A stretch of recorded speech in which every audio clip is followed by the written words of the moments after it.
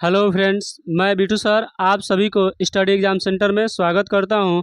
आज हम class 10th का मोस्ट इम्पोर्टेंट क्वेश्चन जो आपको स्क्रीन पे दिखाई दे रहा है कि सिद्ध कीजिए कि अंडर रूट 5 एक अपरिमेय संख्या है, इसको सॉल्व करना सिखाएंगे। और यह यूपी बोर्ड के एग्ज़ामों में हर साल पूछा ही जाता है और ये मोस्ट इम्पोर्टेंट भी है, तो इसको हम सॉल्व करेंगे। तो आपका क्वेश्चन दिखाई भी दे रहा होगा कि सिद्ध कीजिए कि अंडर रूट 5 एक अपरिमेय संख्या है। तो इसको सॉल्व करने के लिए सबसे पहले हम इसको मानेंगे कि जो हमारा अंडर रूट 5 है एक हमारा परिमेय संख्या है। तो मान लें लिखेंगे माना कि अंडर रूट 5 एक परिमेय संख्या है। अब जब मान लें कि अंडर रूट 5 एक परिमेय संख्या है तो अंडर रूट 5 इक्वल टू आपका हो जाएगा P/Q, क्योंकि परिमेय संख्या का परिभाषा यही होता है कि वह संख्या जिसे P/Q के रूप में लिख सकते हैं या प्रदर्शित कर सकते हैं जहां पे Q0 इक्वल टू 0 होना चाहिए। तो ये हमारा होता है आपका परिमेय संख्या। तो यहाँ पे वैसे भी लिख सकते हैं कि परिमेय संख्या का जो और अच्छा P और जो Q है वो दोनों हमारा अभाज्य संख्या भी है। और जब सह अभाज्य संख्या है और जो हमारा Q है ये नॉट इक्वल टू 0 होना चाहिए, तो ये हमारा होता है परिमेय संख्या। अब जब मान कर चले हैं तो इसको क्या करेंगे, लिखेंगे कि समीकरण के दोनों पक्षों का वर्ग करने पर, यदि हम समीकरण के दोनों पक्षों का वर्ग करते हैं तो पहले लिख लें दोनों समीकरण क्या है। Under root 5 equal to P/Q, दोनों तरफ आप क्या कर दीजिए जी, स्क्वायर लगा दीजिए। जब दोनों तरफ आप स्क्वायर लगाएंगे तो इसको सॉल्व करेंगे तो ये हो जाएगा आपका 5 का स्क्वायर करेंगे तो ये हो जाएगा आपका 5, और इधर आप करेंगे तो ये हो जाएगा आपका P²/Q²। इस Q² को इस स्थान पर लेकर जाएंगे और 5 को यहाँ पे लेकर आएंगे तो यहाँ से हो जाएगा आपका Q इक्वल टू P²/5। ठीक है, यहाँ तक आप सभी को समझ में आया होगा। अब यहाँ से हम क्या करेंगे कि जो हमारा ये P² है इसको हम समीकरण मान के चल रहे हैं कि ये समीकरण नंबर हमारा फर्स्ट है। तो लिखेंगे कि जब समीकरण फर्स्ट दिया गया है तो लिखेंगे समीकरण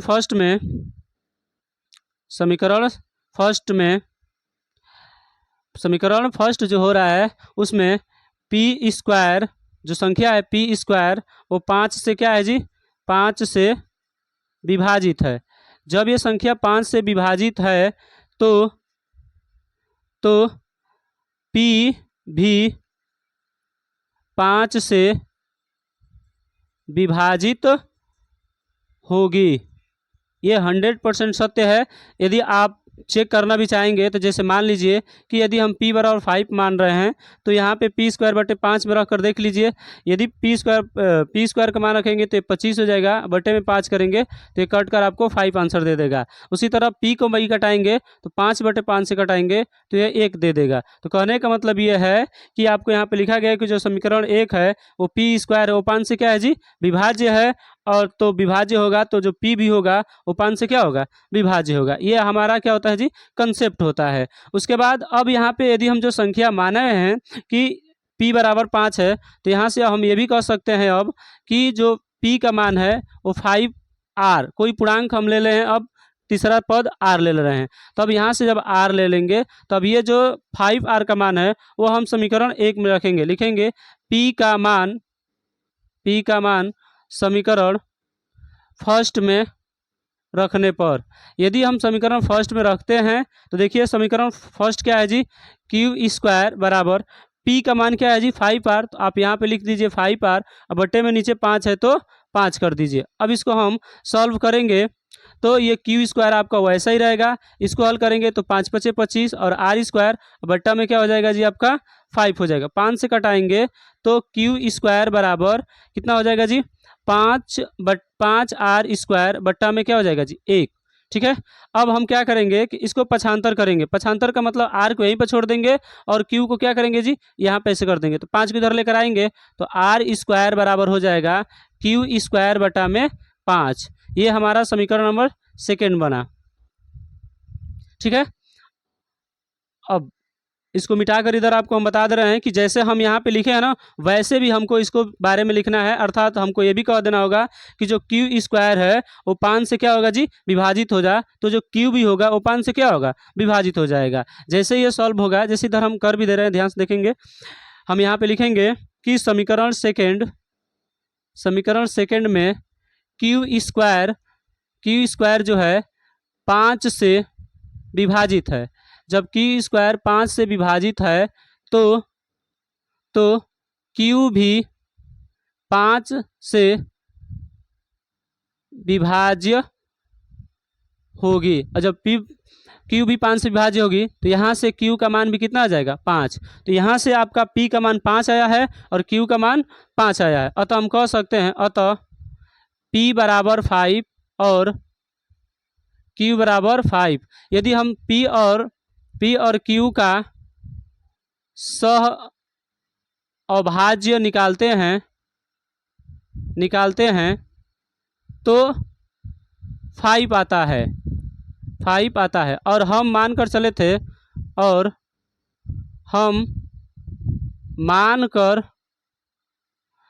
थे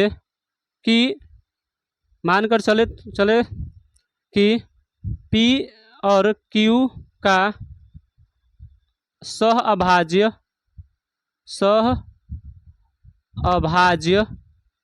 एक हो, अतः एक हो। लेकिन ऐसा नहीं हुआ,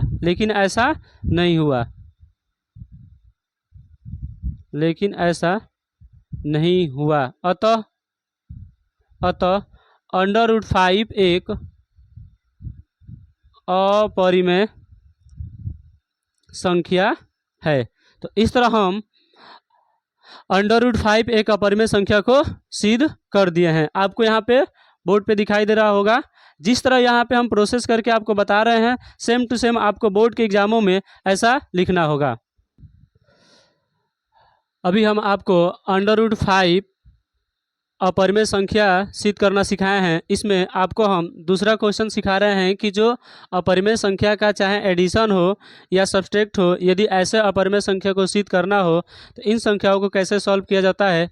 ठीक है, तो आप यहाँ पे आपको स्क्रीन पे दिखाई दे रहा होगा कि सिद्ध करो कि 3 + 2 √2 एक अपरिमेय संख्या है। तो जो पहला क्वेश्चन सॉल्व करके बताए हैं, ठीक उसी प्रोसेस से हम इसको भी हल करेंगे, लेकिन इसका थोड़ा लैंग्वेज अलग हो जाएगा। जैसे इसको भी हम मानेंगे कि माना कि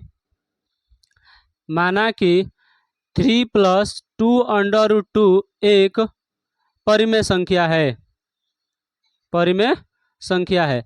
यदि हम इसको परिमेय संख्या मान रहे हैं तो 3 + 2 √2 = हो जाएगा आपका P/Q।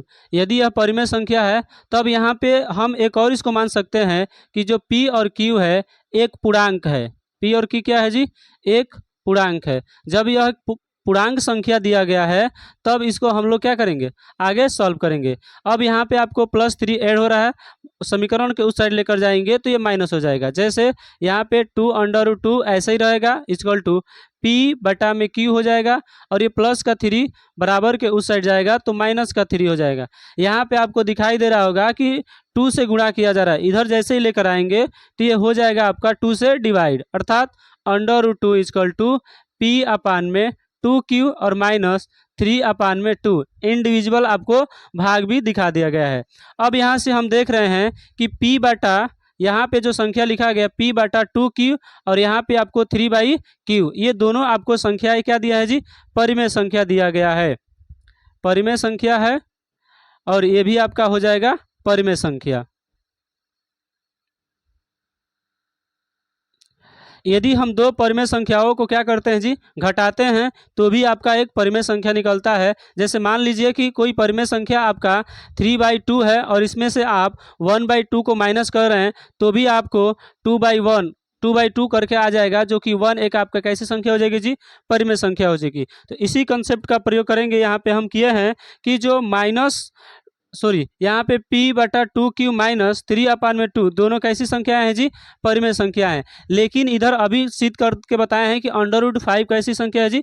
अपरिमेय। जो संख्या पूर्ण नहीं होती है उन संख्याओं को हम बोलते हैं कि यह जो संख्या दिया गया है वो परिमेय संख्या नहीं होते, अर्थात √2 जो दिया गया है यह पूर्ण वर्ग नहीं है, इसलिए √2 एक ऐसी संख्या हो जाएगी जी अपरिमेय संख्या। अर्थात इसको हम डायरेक्ट कह सकते हैं कि ये जो दिया गया है अपरिमेय संख्या है, अपरिमेय संख्या है। अब अपरिमेय संख्या है, यहाँ पे आपको देखिए अपरिमेय संख्या है और इन दोनों को माइनस करेंगे तो आएगा आपका परिमेय संख्या। कभी भी जो भी हम हल करते हैं इधर अपरिमेय संख्या हो जाए और इधर आपका परिमेय संख्या है तो ये दोनों आपस में बराबर नहीं होना चाहिए, दोनों तरफ इक्वल होना चाहिए। इधर अपरिमेय संख्या है तो इधर भी आपका अपरिमेय संख्या होना चाहिए, और यदि परिमेय संख्या इस साइड है तो इस साइड भी आपका परिमेय संख्या होना चाहिए, लेकिन दोनों में आपको अलग दिखाई दे रहा है। अतः हम कह सकते हैं, अतः हम बोल सकते हैं कि जो √2 है, √2 जो है एक अपरिमेय संख्या है। अब √2 एक अपरिमेय संख्या होगा तो हम यहाँ से कह सकते हैं कि यह संभव नहीं है, अर्थात अतः अपरिमेय संख्या, अतः अपरिमेय संख्या परिमेय संख्या के बराबर नहीं हो सकती है, परिमेय संख्या के बराबर नहीं हो सकती है। अच्छा, अर्थात अतः चाहे इसलिए